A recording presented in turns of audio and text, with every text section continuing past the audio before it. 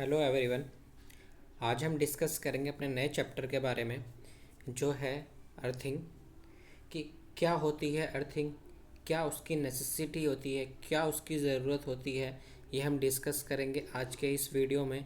तो सबसे पहले हम देखेंगे कि अर्थिंग क्या होती है और क्या हमें उसकी कि अर्थिंग क्या साइन होता है अर्थिंग का।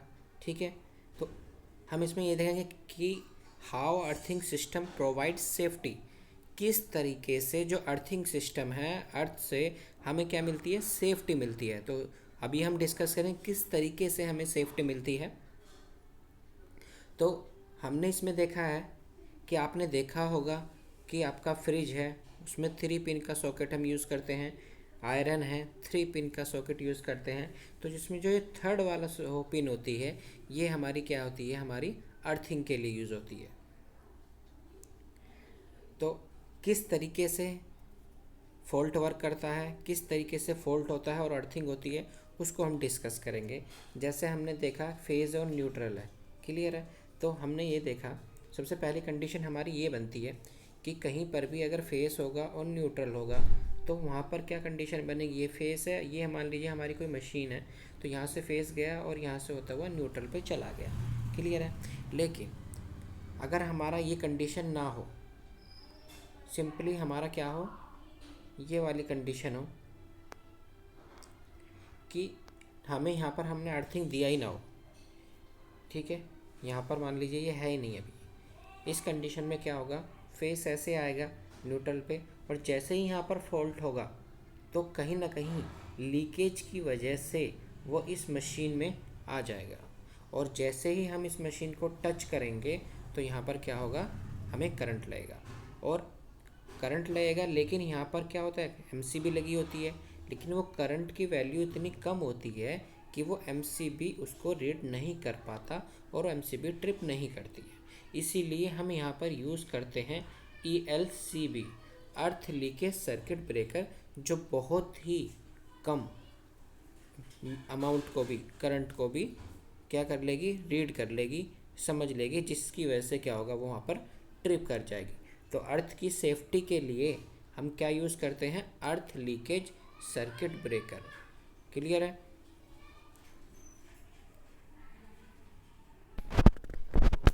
तो अर्थ की सेफ्टी के लिए हम यूज़ करते हैं अर्थ लीकेज सर्किट ब्रेकर।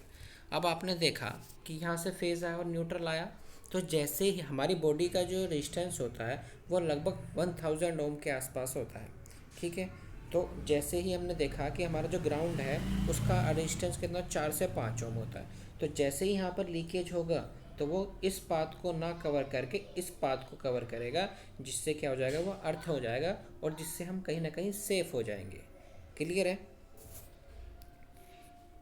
अब देखिए होता क्या है कि यहाँ पर फॉल्ट होता है, तो हमारा वोल्टेज है 230 वोल्ट और रेजिस्टेंस कितना था, 4 ओम, जो हमने माना कि अर्थ का जो रेजिस्टेंस है वो 4 ओम है, क्लियर है। तो यहाँ से जो रेजिस्टेंस आया तो हमारी करंट की वैल्यू कितनी आ गई, 57.5 एम्पियर। तो इतना करंट जो होगा वो क्या हो जाएगा, ग्राउंड हो जाएगा। अगर इतना करंट हमें लग जाएगा, शॉक लग जाता, तो इसमें क्या होता है, हमारी इवन डेथ भी हो सकती है और हमारा कुछ बॉडी पार्ट्स के ऑर्गन भी डैमेज हो सकते हैं। अब आपने देखा होगा कि हम नॉर्मली घरों में 2 पिन प्लग यूज़ करते हैं, ठीक है। कहीं पर हम 2 पिन प्लग यूज़ करते हैं, कहीं पर हम 3 प्लग यूज़ करते हैं। तो जो हमारा 2 पिन प्लग होता है उसमें एक हमारा फेज़ होता है और एक न्यूट्रल होता है। लेकिन जब हम 3 पिन यूज़ करते हैं तो उसमें जो आपका टॉप वाला होगा वो हमारा क्या होगा, अर्थिंग के लिए यूज़ होगा, ठीक है। जहाँ पर हम अपनी सेफ्टी के लिए वहाँ पर उसमें हम 3 पिन प्लग यूज़ करते हैं और अर्थिंग हमारी सेफ्टी के लिए होता है। इसके बाद आपने देखा होगा 2 पिन प्लग में तो हम क्या काम कर रहे हैं, अर्थिंग है ही नहीं, लेकिन हमारा जहाँ पर भी एसी फ्रिज होता है वहाँ पर हम 3 पिन प्लग यूज़ करते हैं। क्यों यूज़ करते हैं, जैसे यहाँ पर 2 पिन प्लग हमने यूज़ किया टीवी के लिए, तो वहाँ पर रिक्वायरमेंट नहीं है 3 पिन प्लग। क्यों, क्योंकि ये किसका बना होता है, प्लास्टिक की बॉडी का बना होता है, जिसकी वजह से यहाँ पर अर्थ के कोई खतरा नहीं है, ठीक है। ऐसे ही हम चार्जर यूज़ करते हैं क्योंकि हमारा चार्जर की बॉडी भी क्या होती है, प्लास्टिक की होती है, जिसकी वजह से यहाँ पर भी हमारा अर्थ की नीड नहीं है।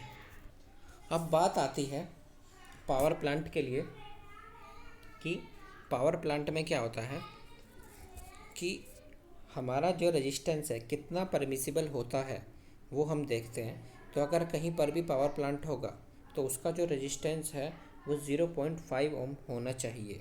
अगर सब स्टेशन है तो उसका 2 ओम तक होना चाहिए। कोई एलटी पोल अगर हमने लगाया है तो वहाँ पर रेजिस्टेंस 5 ओम तक होना चाहिए।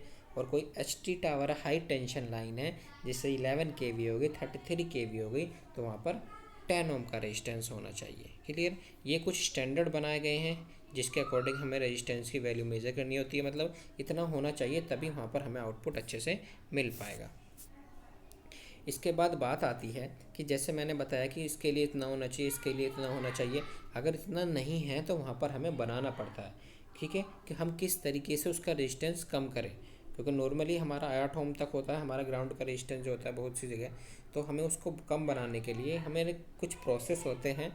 जैसे हमें उसका मॉइस्चर मेंटेन करना पड़ता है, उसका कॉन्टैक्ट एरिया जो हम इलेक्ट्रोड लगाएंगे उसका जो कॉन्टैक्ट एरिया है वो हमें इंक्रीज़ करना पड़ता है। या फिर आपने देखा होगा हम सॉल्ट और कोयला को भी हम उसको मॉइस्चर के लिए डालते हैं।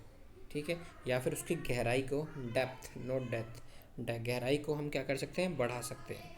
या फिर हम क्या कर सकते हैं, एक्स्ट्रा अर्थिंग भी यूज़ कर सकते हैं। मीन्स हम इलेक्ट्रोड को एक और इलेक्ट्रोड का यूज़ कर सकते हैं। क्लियर है।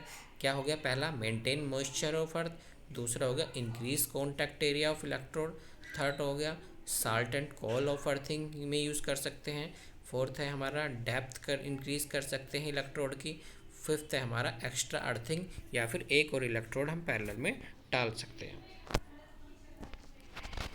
इसके बाद कौन कौन से अर्थिंग के टाइप होते हैं।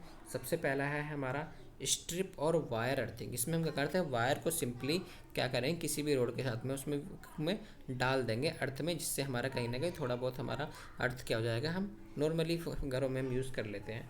रोड अर्थिंग में हम एक रोड डालेंगे, या जैसे हमने देखा होगा कई बार हेड पंप को भी के साथ भी अर्थ कर दिया जाता है। एक तरीके से वो रोड अंदर गई हुई है तो जिसकी वजह से उसमें क्या होता है वहाँ से हम अर्थिंग ले लेते हैं। पाइप अर्थिंग है, ठीक है, इसमें हम पाइप की रोड डाल देते हैं कुछ डेप्थ तक। ये सब हम आगे पढ़ेंगे अभी। इसके बाद प्लेट अर्थिंग और पाइप अर्थिंग, ये आपकी मेन अर्थिंग है जिसको हम आगे डिस्कस करेंगे। क्लियर है। इसके बाद नेक्स्ट है प्लेट अर्थिंग, हो गया कॉइल अर्थिंग। इसमें हम क्या करते हैं, कॉइल बनाते हैं और उसको अर्थ में डाल देते हैं। क्लियर है। तो ये था हमारा अर्थिंग के लिए कि क्या क्या होती है अर्थिंग में। ठीक है, कौन कौन सा मेथड यूज़ करते हैं अर्थिंग में। और ये होता है कि कितना रेजिस्टेंस परमिसिबल है, कि कितना मैक्सिमम कितने ओम कितना रेजिस्टेंस होना चाहिए अर्थ का। तो ज़्यादा से ज़्यादा 8 होना चाहिए ओम, इससे ज़्यादा होगा तो हमें उसको बनाना पड़ेगा, वो हमारे लिए बेनिफिशियल नहीं होगा। क्लियर है। तो क्या क्या डिस्कस किया हमने, कितना होना चाहिए। क्लियर है। उसके पहले हमने डिस्कस किया कितने तरह की अर्थिंग की जाती हैं। क्लियर है। फिर हमने इससे पहले डिस्कस किया था कि हम अगर हमें मॉइस्चर को कम करना है, रिड्यूस अर्थ रेजिस्टेंस, अगर हमें रेजिस्टेंस को कम करना है तो हम किस तरीके से करेंगे। ये हमारे 5 मेथड थे जिसके थ्रू हम क्या कम करेंगे, उसके मॉइस्चर को बढ़ाएंगे और रेजिस्टेंस को कम करेंगे। इससे पहले हमने डिस्कस किया पावर प्लांट के लिए कितना रेजिस्टेंस होना चाहिए, सब स्टेशन में कितना होना चाहिए, एलटी पोल के लिए कितना होना चाहिए, एचटी टावर के लिए कितना होना चाहिए। क्लियर है। हमने यहाँ पर डिस्कस किया था 2 पिन प्लग होता है, वहाँ पर हम अर्थिंग क्यों यूज़, टीवी में अर्थिंग क्यों नहीं यूज़ कर रहे हैं, फ्रिज में हम अर्थिंग क्यों यूज़ कर रहे हैं। ठीक है, ये पॉइंट मैंने आपको बताया था अर्थिंग के लिए।